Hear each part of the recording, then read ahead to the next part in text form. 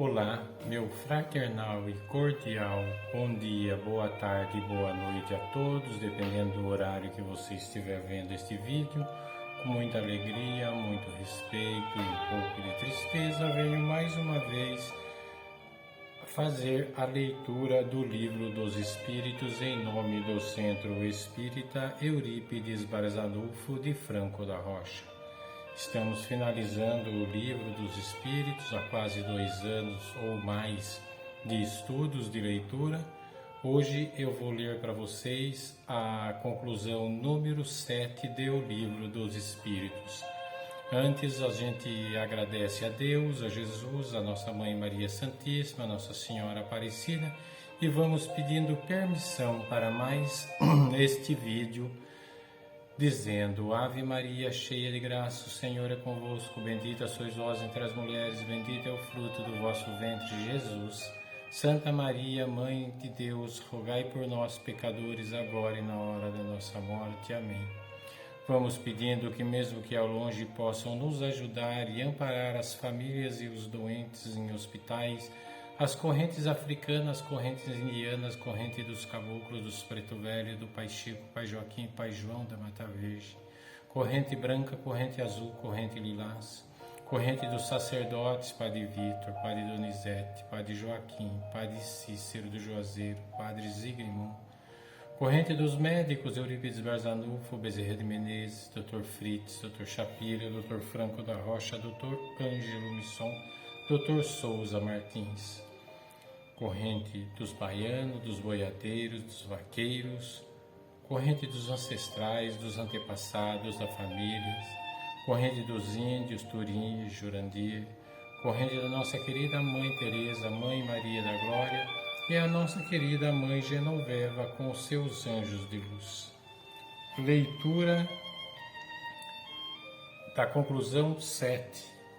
Diz assim: o Espiritismo se apresenta sob 3 aspectos diferentes: o das manifestações, o dos princípios de filosofia e moral que delas decorrem e o da aplicação desses princípios. Daí as 3 classes, ou antes os 3 graus de adeptos. 1. Os que creem nas manifestações e se limitam a constatá-las. Para eles é uma ciência de experimentação. 2. Os que compreendem as suas consequências morais. 3. Os que praticam ou se esforçam por praticar essa moral, qualquer que seja o ponto de vista científico ou moral sob o qual se encarem esses fenômenos estranhos. Cada um deles compreende que é toda uma nova ordem de ideias que surge e cujas consequências não podem deixar de ser uma profunda modificação no estado da humanidade, compreendendo também que essa modificação não pode verificar-se a não ser no sentido do bem. Quanto aos adversários, também podemos classificá-los em 3 categorias. 1. Os que negam sistematicamente tudo o que é novo e não procede de suas próprias mentes, e que dele falam sem conhecimento de causa. A esta classe pertencem todos os que nada admitem fora do testemunho dos sentidos, nada viram, nada querem ver e menos ainda aprofundar. Ficariam mesmo aborrecidos se vissem as coisas de maneira muito clara, de medo de serem forçados a convir que não tem razão. Para eles o Espiritismo é uma quimera, uma loucura, uma utopia. Ele não existe e eis tudo. Estes são os incrédulos de posição fixada. Ao seu lado podem ser colocados os que não lhe lançaram sequer um golpe de vista para desencargo de consciência, a fim de poderem dizer: quis ver e não vi. Eles não compreendem que possa ser necessário mais de meia hora para se darem conta de toda uma ciência. 2. Os que, sabendo muito bem o que devem pensar da realidade dos fatos, não obstante, os combatem por motivo de interesse pessoal. Para eles, o Espiritismo existe, mas temem as suas consequências e o atacam como um inimigo. 3. Os que se encontram na moral espírita uma censura demasiada severa para os seus atos ou suas tendências. O Espiritismo, levado a sério, os incomodaria. Esses não o rejeitam nem o aprovam. Preferem fechar-lhe os olhos. Os primeiros são levados pelo orgulho e pela presunção, os segundos pela ambição, os terceiros pelo egoísmo. Compreende-se que esta causa de oposição nada tem de sólidas, devem desaparecer com o tempo, pois em vão procuraríamos uma quarta classe de antagonistas, ou seja, aquela que se apoiasse em causas contrárias, evidentes, demonstrando um estudo consciencioso e laborioso do problema. Todos não lhe opõem senão a negação. Nenhum deles apresenta uma demonstração séria e irrefutável em contrário. Muitos rejeitam o espiritismo, muitos de nós também que somos espíritas, às vezes sentimos dificuldade, porque a gente seguir o caminho de Cristo é muito difícil. Foi o espírito mais puro que a Terra já conheceu, e a gente, baseado nos seus ensinamentos, buscando os entendimentos da vida terrena e da vida futura, baseada no amor que o Cristo nos ensinou, junto com a caridade ao próximo, se torna, às vezes, difícil, incoerente para as nossas ações diárias. Às vezes a gente quer fazer uma coisinha errada, e que são os prazeres da carne também, né? E se pega nesse negócio de talvez negar o espiritismo, negar os espíritos, porque não quer seguir ao pé da letra, não quer seguir estudando, não quer seguir com fé e com determinação nas coisas espirituais, que as leis divinas são as leis maiores, né? E junto com a lei da natureza, nós acabamos nos prendendo em certas necessidades, em certas justiças necessárias ao bem comum. Caminhando aqui, está escrito: seria presumir demasiado da natureza humana acreditar que ela pudesse transformar-se subitamente pelas ideias espíritas.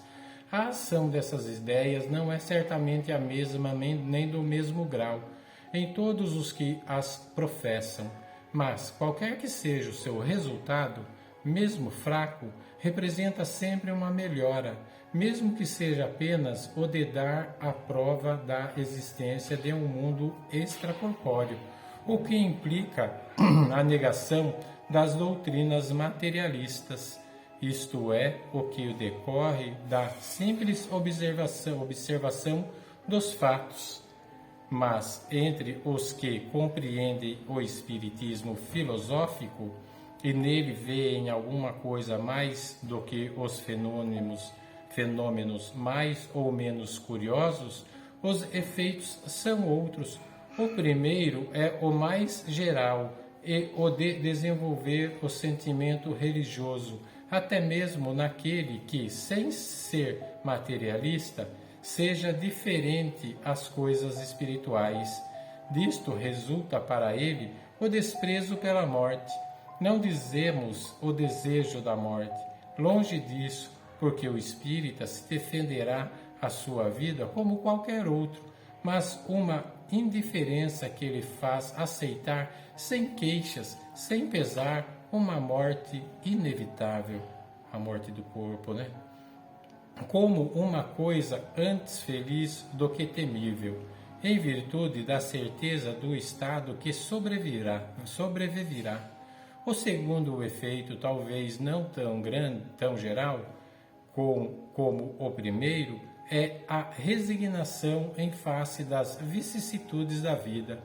O espírito faz ver as coisas de tão alto que a vida terrena perde 3/4 partes de sua importância, e o homem não mais se perturba tanto com as suas tribulações. Daí mais coragem nas aflições, mais moderação nos desejos, e daí também o afastamento do desejo de abreviar a vida, porque a ciência espírita ensina que pelo suicídio se perde sempre o que se pretendia ganhar, a certeza de um futuro que de nós mesmos depende tornar feliz, a possibilidade de estabelecer relações com os seres que nos são caros proporcionam ao espírita uma suprema consolação. Seu horizonte se amplia até o infinito pela visão contínua da vida de além-túmulo, da qual podem sondar as misteriosas profundidades. O terceiro efeito é o de despertar a indulgência para com os defeitos alheios, mas é necessário dizê-lo o princípio do egoísmo, e tudo o que dele decorre são o que há de mais tenaz no homem e, por consequente, mais difícil de se desenraizar. Podemos fazer sacrifícios voluntários, contanto que nada custem e, sobretudo, que não nos privem de nada. O dinheiro exerce ainda sobre a maioria dos homens uma atração irresistível, e bem poucos compreendem a palavra supérfluo quando se trata das suas próprias pessoas. Assim, a abnegação de si mesmo é o sinal do mais eminente progresso. Então vamos procurar evoluir, né, gente, com bastante